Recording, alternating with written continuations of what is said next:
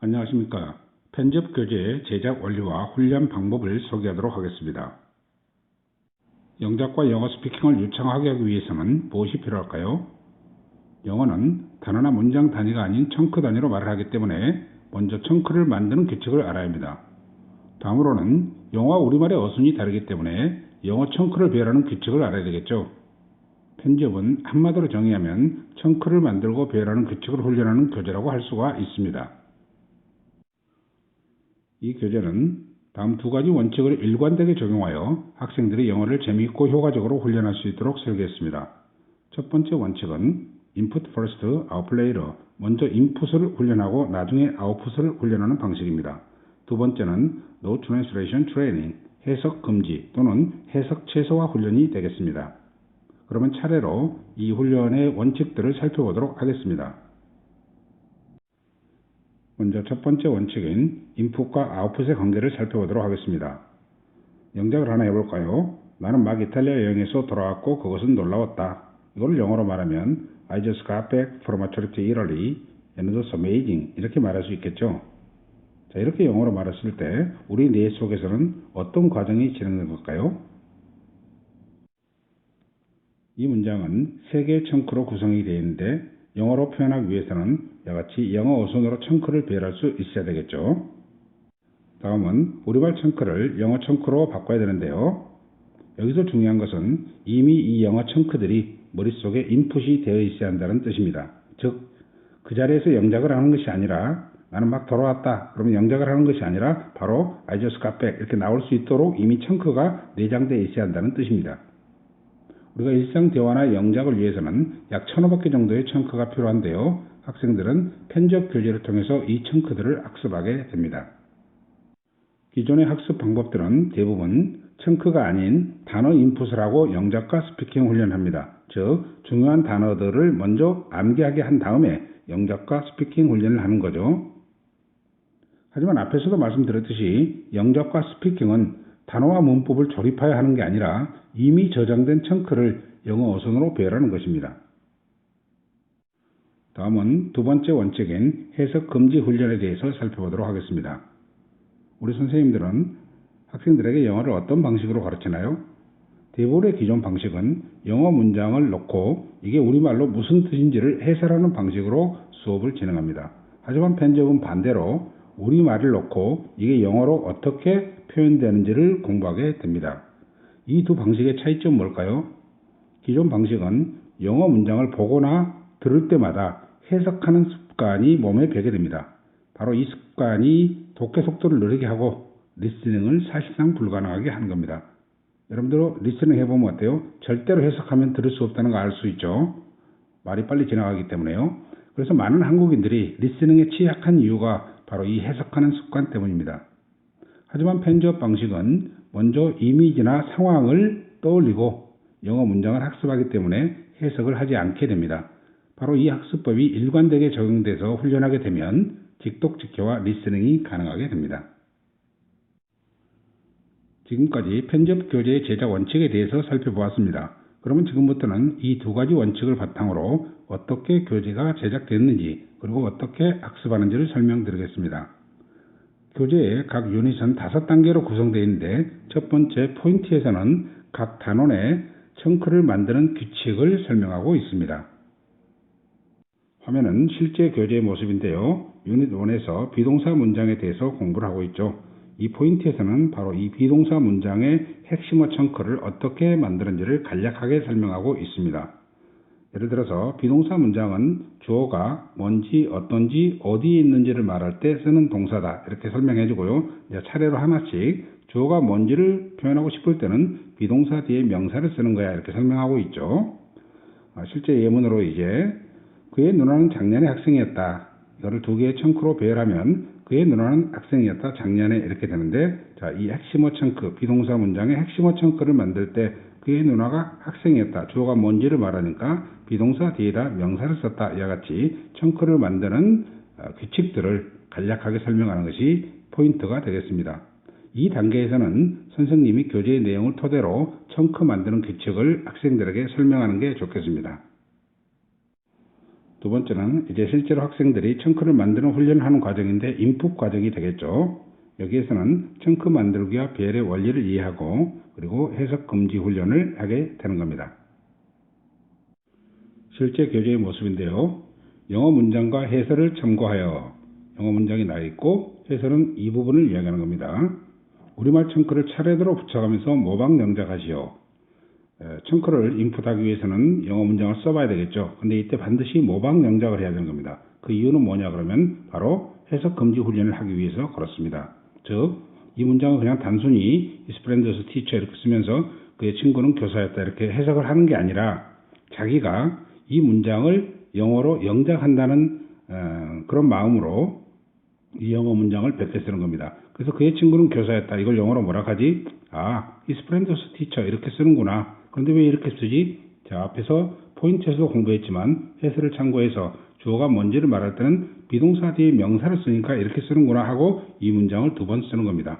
그 다음 두 번째에서는 방금 그 문장을 한번 쓴 다음에 이제 두 번째 청크 지역 학교에서 이건 영어로 어떻게 쓰지? 해석 금지 훈련 때문에 이렇게 모방 영작하는 거예요. 자기가 영작하듯이 100개 쓰는 겁니다. 지역 학교에서 또 로컬 스쿨이라고 하는구나. 그런데 얘는 왜 핵심어 청크 뒤에 쓰는 거지? 해설을 보면은 부사 청크는 문장 뒤로 보내니까 이 뒤에다 붙이는구나 하고 2번 100개 쓰는 겁니다. 아시겠죠? 그리고 세 번째 청크가 있는데요. 자, 이 세 번째 청크도 for 20 years, 20년 동안 이렇게 해석을 하면서 쓰는 게 아니라 20년 동안을 영어로 뭐라 하지? 하면서 for 20 years를 보는 겁니다. 그런데 이거는 왜 맨 뒤에다 쓰지? 이제 이게 궁금하겠죠? 그럼 여기 해설을 또 보면 장소 부사와 시간 부사가 있을 때는 시간 부사를 장소 부사 뒤에 쓰는 거야. 그래서 뒤에 쓰는구나 하고 다시 처음부터 3개의 청크를 2번 100개 쓰면 되겠습니다. 세 번째는 청크 암기 과정인데요. 역시 인풋 과정이 되겠죠. 이 훈련을 왜 해야 되는지를 살펴보면 먼저 영작이라는 것은 앞에서도 말씀드렸듯이 단어와 문법 지식을 가지고 그 자리에서 만드는 것이 아니라 이미 저장된 청크가 즉 입으로 튀어나올 수 있는 그런 청크가 손을 빌려서 글씨로 쓰는 것뿐이다 이런 뜻입니다. 그러니까 영작이라는 것은 결국은 입으로 하는 것이다. 즉 스피킹 할 수 없으면 바로 그 자리에서 발화할 수 없으면 영작이 불가능하다. 자, 이런 취지에서 청크 암기를 하는 겁니다.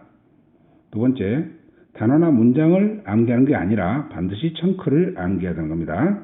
세 번째, 편집에서는 독특한 피라미드 방식으로 암기를 하게 됩니다. 이건 이제 학생들의 학습 효과와 재미를 위해서 이런 방식으로 훈련을 하는 겁니다.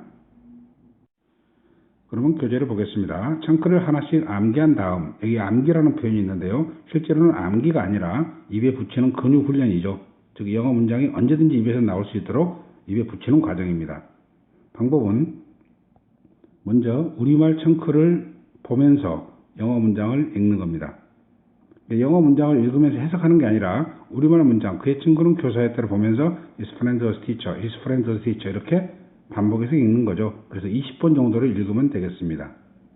그 다음 하나를 이제 끝내면 다음 지역 학교에서 이걸 계속 보면서 at the local school을 또 반복해서 20번 정도 읽는 겁니다. 알겠죠? 그 다음 그의 친구는 교사였다 지역 학교에서 이걸 보면서 his friend was teacher at the local school, his friend was teacher at the local school 이렇게 해서 또 20번 정도를 읽어주면 되겠습니다. 그 다음 20년 동안 for 20 years, for 20 years, 20년 동안 for 20 years 이렇게 한국말을 보면서 영어로 이렇게 표현하는구나 이렇게 마지막 청크를 입에 붙인 다음에 이제 다 붙여서 3개를 his friend was teacher at the local school for 20 years 이렇게 붙여서 다시 20번 정도를 읽기 연습을 하는 겁니다. 이때 반드시 계속해서 영어 문장을 이렇게 읽을 때는 한국말을 보면서 알겠죠? His friend is teacher at the local school for 20 years 이렇게 한국말을 보면서 영어 문장을 입에 붙이는 훈련을 해야 되는 겁니다. 그래야 해석하지 않는 습관이 되는 겁니다. 네 번째로 청크 배열과 영작인데요. 지금까지는 인풋 과정이었으면 이제부터는 아웃풋 과정이 되겠습니다. 자, 이 과정은 청크를 어떻게 만드는지 그리고 또 배열하는지를 적용하는 훈련을 하는 겁니다. 지금까지 외웠던 걸 적용하는 훈련을 하는 거죠. 그리고 단어 단위가 아닌 청크 단위로 문장을 배열하는 훈련을 하게 되겠죠. 그리고 학습 효과와 재미를 위해서 피라미딩 방식으로 훈련을 하게 됩니다. 교재를 볼까요? 해설을 참고하여 해설은 이 부분을 이야기하는 거죠. 이 해설은 모방 영작에서 나왔던 해설과 똑같은 해설이 붙어 있습니다. 청크를 배열하면서 다음 문장을 영작하시오 그랬습니다. 자, 그런데 대부분의 학습 방법들은 이 문장을 통째로 주고 그 다음에 청크를 배열하면서 영작하도록 훈련하죠. 그런데 이거는 재미가 없습니다. 학생들 입장에서 어렵고요. 그래서 편집에서는 이와 같은 피라미딩 방식으로 훈련을 시키는 겁니다. 먼저 청크 하나만 주고 핵심의 청크 하나만 주고 영작을 해보라고 시키는 겁니다. 알겠죠? 그러면 앞에서 모방 영작도 했고 청크 암기도 했기 때문에 충분히 쓸 수가 있겠죠. 그리고 또 어려워하는 학생들은 이 해설을 참고하면 되겠습니다. 그 다음 두 번째로 보면요. 청크 하나만 더 붙어 있죠. 이제 전체 문장이 3개의 청크인데 청크 하나만 우리말 어순으로 똑같이 덧붙여서 주고요. 이 청크를 2개를 배열해봐 이렇게 훈련하는 겁니다. 그러면 그의 친구는 지역학교에서 교사였다. 그러면 그의 친구는 교사였다. 지역학교에서 이렇게 부사 청크는 뒤로 보내겠죠. 이해가 안 되는 사람은 해설을 참고하고요. 이제 마지막으로 모든 청크가 다 있죠. 또다시 빨간 글씨로 청크 하나가 더 붙어 있습니다. 자, 이 3개 청크를 배열해보라 그러면 어떻게 되겠어요? 앞에서 2개까지 했으니까 쉽겠죠. 그의 친구는 교사였다. 지역학교에서 20년 동안 이렇게 배열할 수가 있는 겁니다. 즉 영작할 수가 있는 거죠. 그리고 20년 동안이 왜 뒤로 가는지 어려운 학생들은 바로 이 해설을 참고하면 되겠습니다. 이와 같이 단계적으로 우리말 청크를 하나씩 배열하면서 영작하도록 설계를 해놓은 겁니다. 마지막으로 스피킹 테스트를 진행하는데요. 역시 아웃풋 과정이 되겠죠. 영작과 스피킹의 차이는 영작은 시간적 여유가 있지만 스피킹은 시간적 여유가 없죠. 바로바로 튀어나와야 되잖아요. 그래서 마지막 테스트 과정으로 이거를 설정한 겁니다. 역시 영작과 마찬가지로 청크 만들기와 배열 테스트가 되겠죠. 그런데 뭐가 필요하다? 속도가 필요하겠죠. 속도, 스피드가 필요한 겁니다. 그래서 스피킹 훈련을 진행하게 되는데요. 역시 피라미딩 방식으로 훈련을 진행하게 됩니다. 그리고 청크를 마치 하나의 단어처럼 인식하는 훈련을 하게 되겠죠. 교재를 살펴볼까요?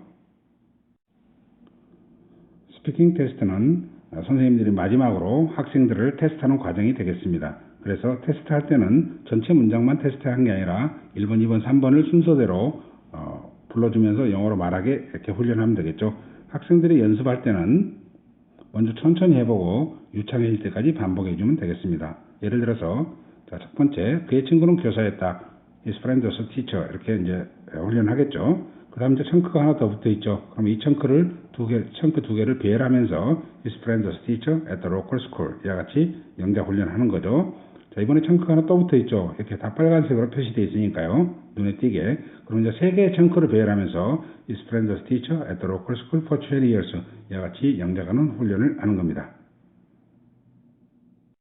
그래서 모든 유닛은 이와 같이 포인트부터 시작해서 5가지 과정을 거쳐서 아이들이 영작과 스피킹을 마스터하도록 설계가 되어 있습니다. 마지막으로 편집 교재의 라인업을 소개하도록 하겠습니다. 교재는 모두 9권으로 구성이 되어 있는데요. 먼저 1권은 기본 문장. 기본 문장은 주어 동사가 하나 있는 문장을 이야기하는 거죠. 가장 중요하죠. 이 기본 문장의 청크를 어떻게 만들고 배열하는지를 공부하게 됩니다. 그리고 2권부터 5권까지는 품사이론. 다시 말해서 언제 정관사를 쓰고 부정관사를 쓰고 어쩔 때는 쓰지 않는지 또 어쩔 때는 진행형 시제를 쓰고 어떨 때는 현재 완료를 쓰는지 이런 품사 이론의 청크 만들기와 배열을 공부하게 되는 겁니다. 그리고 6권, 7권은 연결된 문장, 즉 주어 동사가 2개 있는 그런 문장들은 어떻게 청크를 만드는지를 공부하게 됩니다. 그래서 1권과 6권, 7권이 가장 중요하겠죠. 그래서 파란색으로 지금 표시하는 겁니다. 그리고 8권, 9권은 중학교 1학년, 2학년 수준의 에세이를 수행평가를 대비해서 공부할 수 있게끔 제작을 했습니다. 교재의 구성은 다 똑같습니다. 5가지 과정으로 공부할 수 있게끔 구성을 했습니다. 이 교재는 보통 초등학교 고학년부터 볼 수가 있습니다. 그리고 초등학생 같은 경우는 이제 예습 개념이기 때문에 순서대로 쭉 공부하면 되겠죠. 중학교 1학년도 마찬가지고요. 그런데 만약에 좀 급하다. 중학교 2학년 같은 경우에 학교에서 문법도 나오고 분사도 나오고 관계대명사도 나오고 그렇잖아요. 그랬을 경우에는 1권을 공부한 다음에 6권, 7권으로 건너뛰고 그리고 8권, 9권 이렇게 공부해주면 수행평가 대비와 내신 대비가 되겠습니다. 편집 교재의 장점은 먼저 문법. 문법은 청크를 만드는 규칙이 되겠죠. 그 다음에 읽기. 읽기는 청크 단위로 읽는 거죠. 그리고 쓰기도 청크를 만드는 거죠. 그리고 말하기 이런 학습을 동시에 할 수 있다는 점입니다.